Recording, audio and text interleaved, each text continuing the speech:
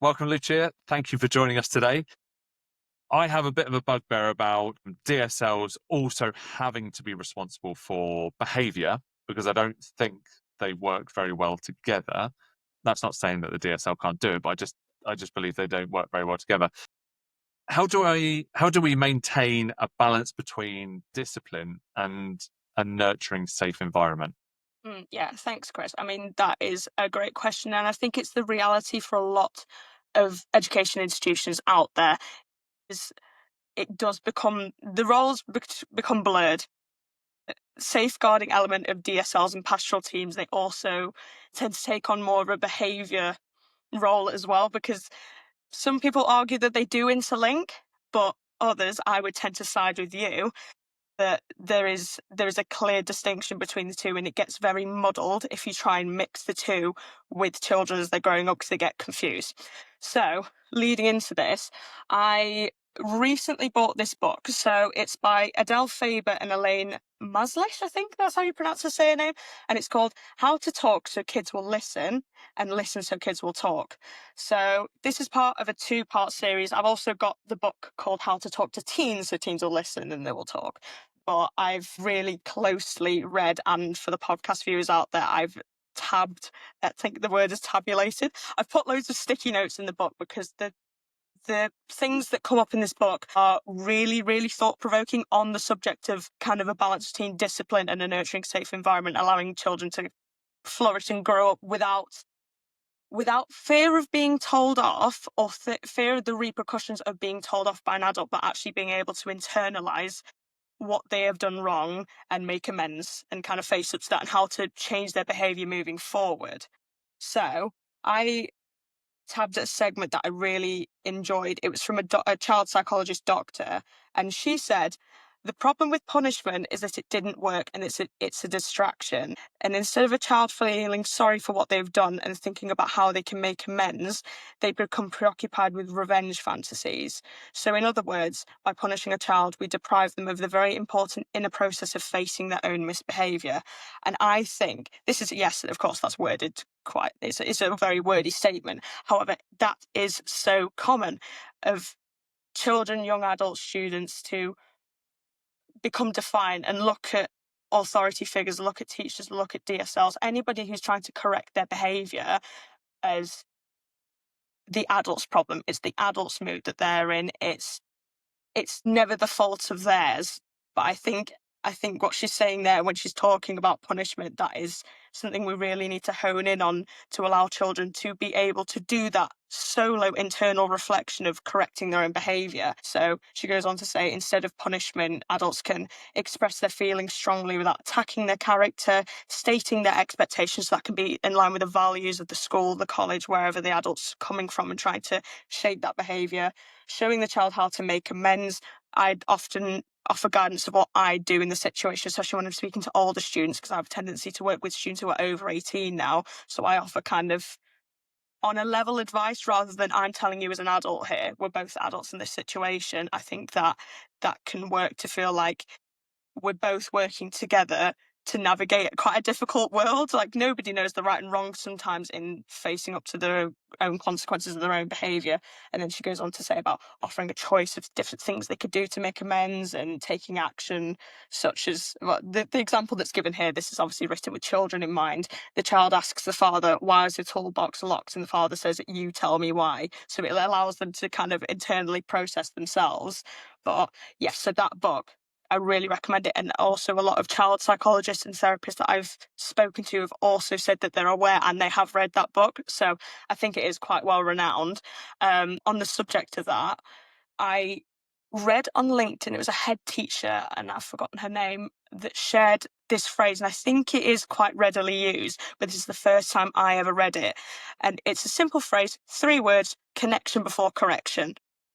Have you heard of this, Chris, before Yeah, we've yeah, spoken? So absolutely. I'd never heard it before, and I absolutely love it because I do think even as adults, I always think to myself, especially when working with adolescents, they are smaller adults. They are. We do underestimate their maturity sometimes. Sometimes we don't. Don't get me wrong on that, but sometimes I think we do. And I always think to myself, as a young adult myself, how would I like it if someone started telling me off the way that we've perhaps seen some staff speak to children, or the approach that they take. It might not even be out of malice, but the approach that they take to try and shape their behaviour, it can be condescending, and that is something adolescents absolutely hate. So that connection before correction, I might have been having conversations with, I don't know, the most, like, I use this word in air quotations for the podcast listeners, the naughtiest kids in the school, or the most defiant.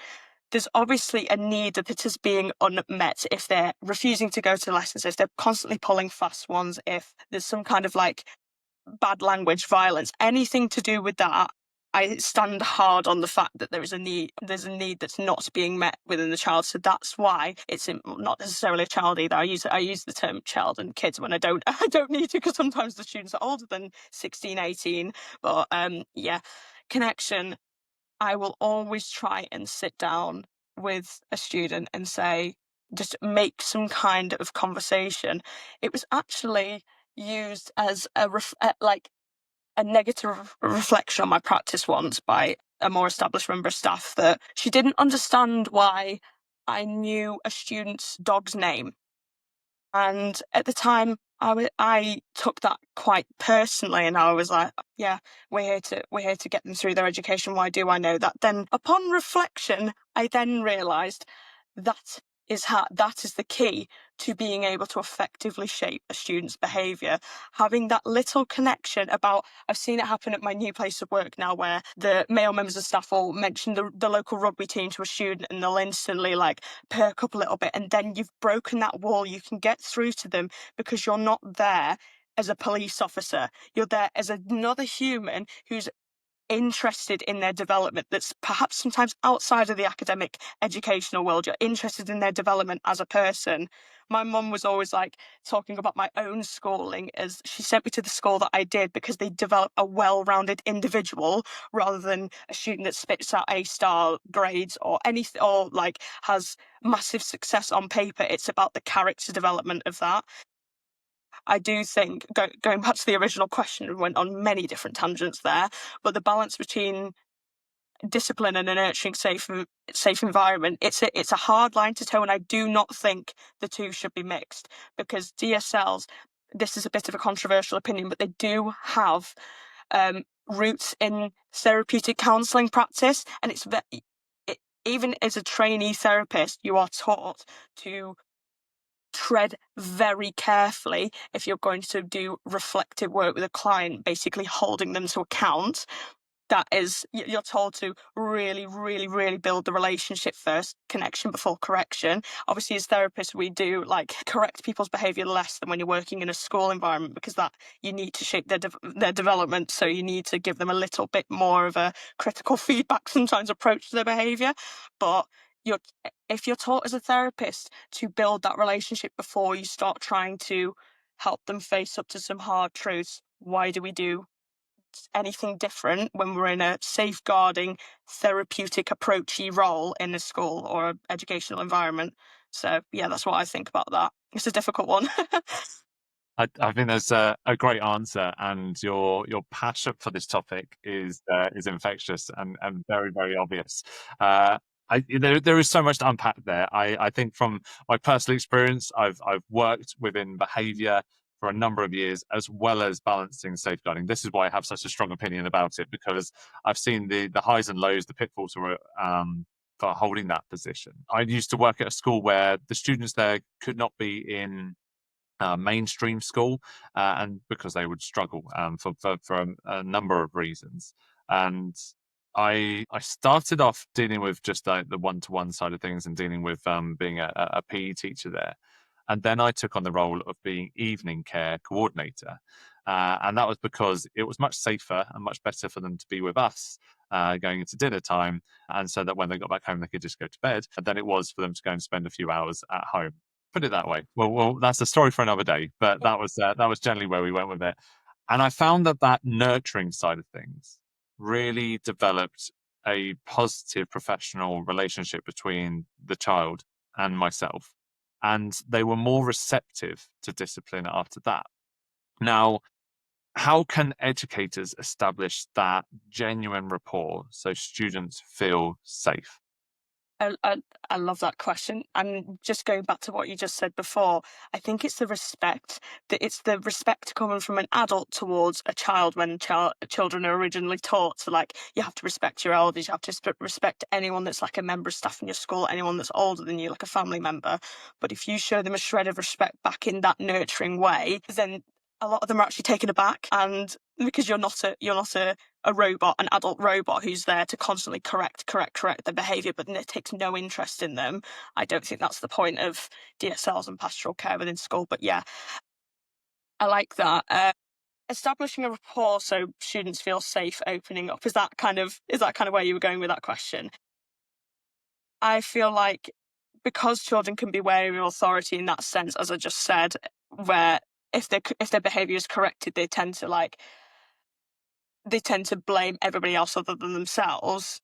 That's, I feel like, where the wariness of authority comes from. I feel like it's actually quite easy if you've got a passion for the field and passion for children's development. It's actually quite easy to develop a professional rapport so they feel safe opening up. So I'll come into this a little bit more later, but I think we should derive from key counselling skills from this approach called the person-centred approach. It's a very core approach that many therapists take, regardless of whether they operate on an integrative approach. That means they combine lots of different approaches in their practice, or not. Some people are just pure person-centred counsellors, and it's just about listening skills realistically and having empathy.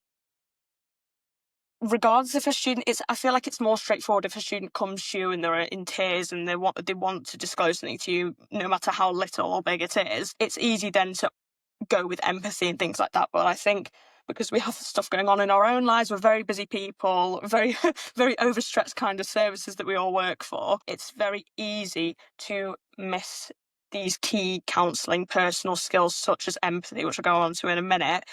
If a child comes and they're not in an upset frame of mind, they're in an angry frame of mind, they're in a dismissive, I feel like just the best thing we can afford children and young people is time, which obviously is a precious commodity. It's not something we always have, and it's obviously important for them to be in their lessons, sticking to their routine, because they don't want to deviate too much from routine, especially not for neurodiverse children. They like their routine. But even for those that are growing up, it's good to know. Like when we take time off work for an appointment, most of us are constantly thinking, oh, I need to be back in work, I need to be back in work. I feel like that's a routine developed earlier on, but there is a space for time, just taking your time, even if that's a bit of silence, and then going from there, having empathy to start, and which is very difficult if the student is coming across to not be upset. It's easier to feel sorry for people if it's visible in front of you, but unconsciously you forget if a child's acting unpredictable. But going at them with calmness, empathy, undivided attention, and again, connection before correction, not saying calm down, that kind of thing, just treating it as if they are just really peacefully calm next to you. I feel like as an adult, we forget our power in how we set an example. So if we don't react, obviously this is basic safeguarding training here, but I think a lot of people forget, if we don't react, go, okay, calm down, like it's fine, that's still then sounding like you're slightly irritated. It's sounding that you're slightly in a rush. There's so many things from that. I I did the intonation in my voice and everything there as some people would. But if you I just, for the podcast listeners, I've just sat back in my chair and just kind of said, I just go, like, take your time, it's fine. Do you want anything? Do you want like a drink? Do you want something to eat? We can go and get you something like that. Basic needs met. If we're talking Maslow's hierarchy, the kind of the actual safety, human stuff that's at the bottom of Maslow's hierarchy of needs, something to drink, something to eat, maybe a walk, a breath of fresh air. That is what I always go to. I always go to the absolute basics. And then perhaps after the conversation that we have, it might be that they're so overtired that they need to go and have a rest in a quiet classroom or in a nurse's bay or something like that. That basic needs, but also changing up how they're feeling, because they might be feeling very frustrated, very angry, very upset. If you have a sugary little snack, if you have some water, or go outside, you might be in a hot, stuffy room. If you go outside for a walk, sometimes that's enough to take people out of how they're feeling a little bit. So I feel like that's how I'd go in fostering. It sounds very simple, but I feel like it's overlooked by a lot of people. What are the basic requirements of a safe space for the child to calm down and feel like they're not under attack? Yeah, we talk a lot about this on our sibling show, Supervision Central. We talk about the change of scenery, the change of like I'm the same. I if I'm dealing with a really tough situation, I'm not someone who can sit by a desk for like hours on end. I can't do that, and so I do the I forgot what it's called now. It's when you do 25 minutes on and 10 minutes off. Paramodo? No, That's it. Yeah, yeah. is that it? And I find that so much easier. Like I literally go, right, I'm going to go outside, go for a walk. I know that's difficult when you're working within, say, primary and secondary education, because you can't just literally just get up and go out the building. It does feel like you're kind of trapped for the day, but there are things you can do to get away from your desk, and you have to get your mind clear, and it sets a good example. But I always found that when I was talking to the students as well, that they would come in, and some of them would be happy just to sit in that room because it was away from the other classes, other students, especially if it was a quieter area of the school. But having that whole kind of like, right, we're not going to address the actual situation here and now, this very second. We may do in a minute's time, but the fact is that the first minute is all about just preparing the ground, just preparing the situation, getting them into a place where they're not so kind of like in their mind screaming, and that they feel comfortable and relaxed, because then you'll be able to kind of a lot of the time, let's be honest, us as adults, we can catastrophize situations. And so in our mind, we're really kind of like racing through. Everything is just panic stations.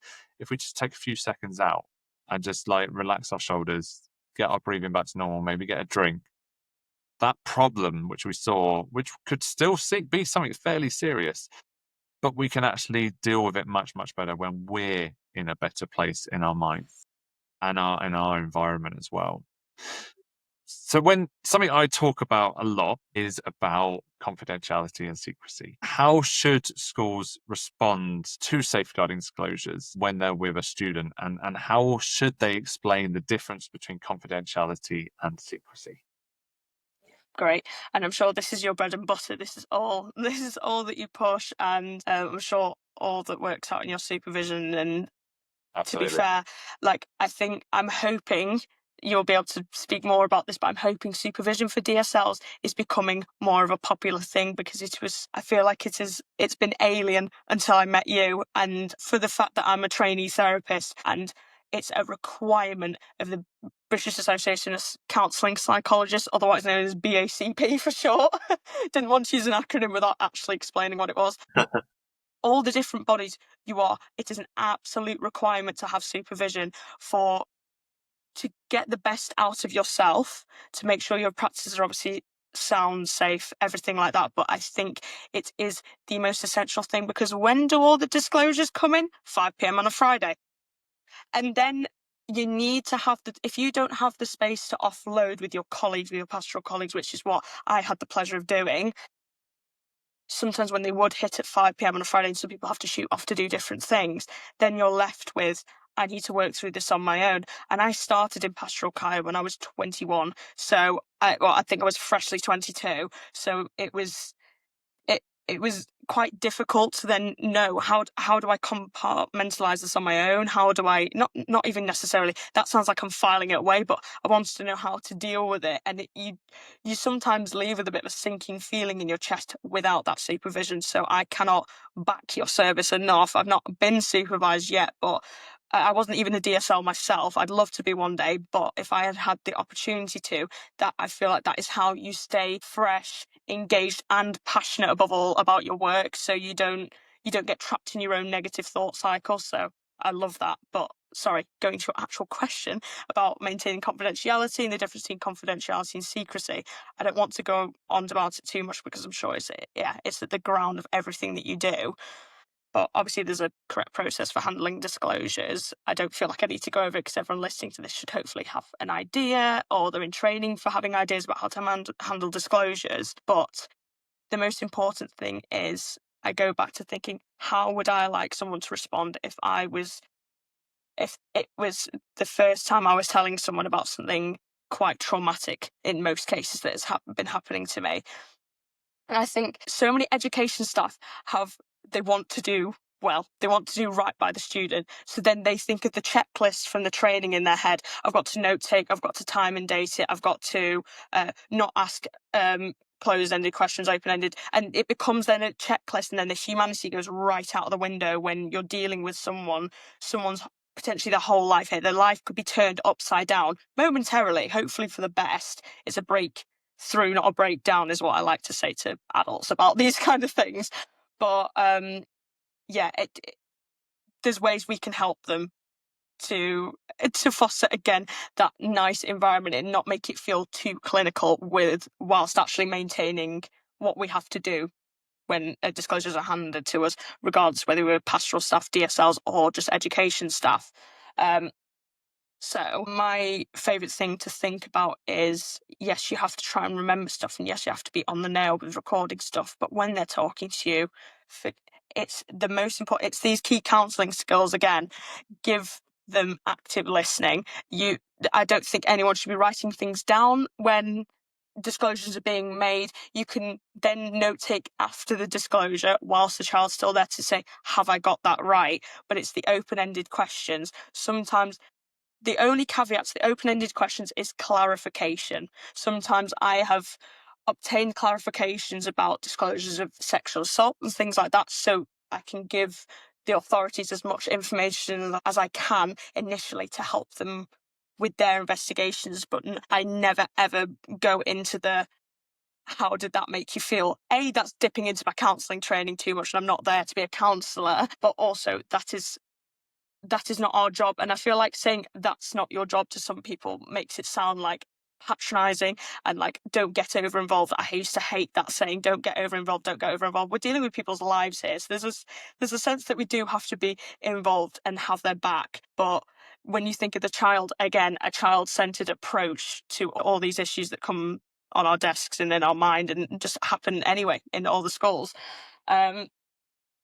it's important to think about how they'd like to be treated and how difficult it must be for them to speak about something so traumatic. If you're then asking all the questions for clarification that the authorities are going to have to re-ask this student or this child, that is a very difficult thing. Normally they would like to say something once and not have to go back there again. So then if we can avoid having the emotional upheaval of more than we need to, it actually does protect the child, because then we're not asking them to dig out information unnecessarily when we're not the ones that can accurately deal and process with that information. That's a therapist's job. That's the job of the police, job of social services, that kind of thing. We are there to be, we feel as education staff, we are very, very important because we develop that rapport to allow for these disclosures to happen. I remember someone saying to me, someone in a medical profession, they were like, oh, don't go into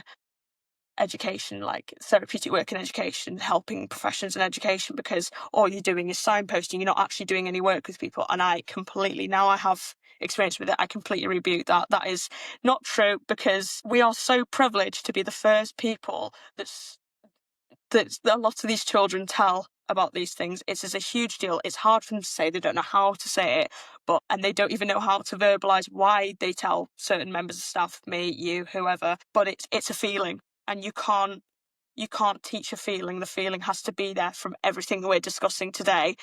That we can give children that feeling of actual safety and just a sense of, they won't be able to articulate it, but it's the sense, I keep touching my chest, it's like the sense of reassurance in your chest when you know you're with someone that you can trust. You can't teach that feeling. So I feel the safety aspect of the psychological safety of allowing children to realise, I'm here for you and I will always do what's right for you, which comes to the managing the confidentiality and the secrecy part of it. We obviously know, children know now, which is great, that we can't keep secrets. They're brought up with that. But the confidentiality side of it, I always, always, always endeavour to tell the child what the next steps are and not let them be surprised. Have the conversation with, we're going to have to speak to your parents if they're if they're below the required age, who we're going to need to talk to, giving them options. It's about, they're coming to you with a disclosure that's made them feel disempowered. It's about re-empowering them, that can make that is actually good professional practice, because it puts empowerment back onto them individually and does not allow them to develop a reliance on you, thinking they can fix everything. They're the ones I need to stay in contact with them for the rest of my life, because you're empowering them to be able to know that they can fix their own problems by talking about it, by reaching out to the right help, which I think is another great life skill.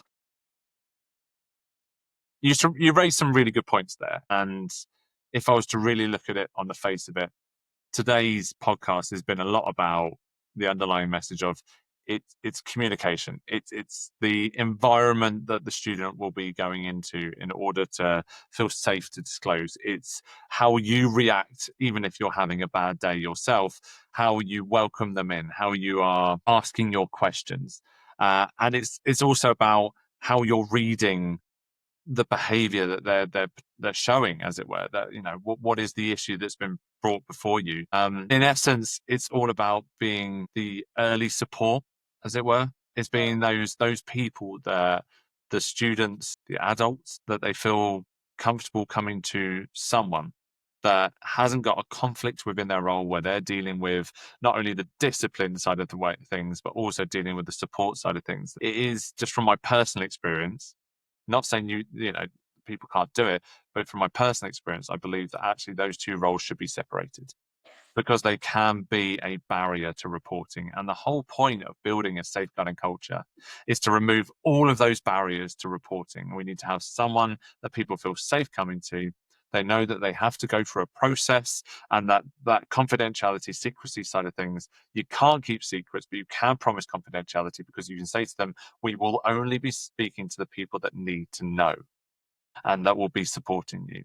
And yes, in some part, our role is to refer on to other people, but actually, as early support, we are doing so much more. We are that person that they have decided to come to share their problems. So I think that really brings us to the end of today's session in such a great way. That is a really good message, and I really appreciate you bringing that to us. So thank you so much for your time today. Thank you so much for having me. It's been great. Thank you. If you enjoyed today's episode, don't forget to hit the follow button so you don't miss another episode of Safeguarding Redefined. Thank you.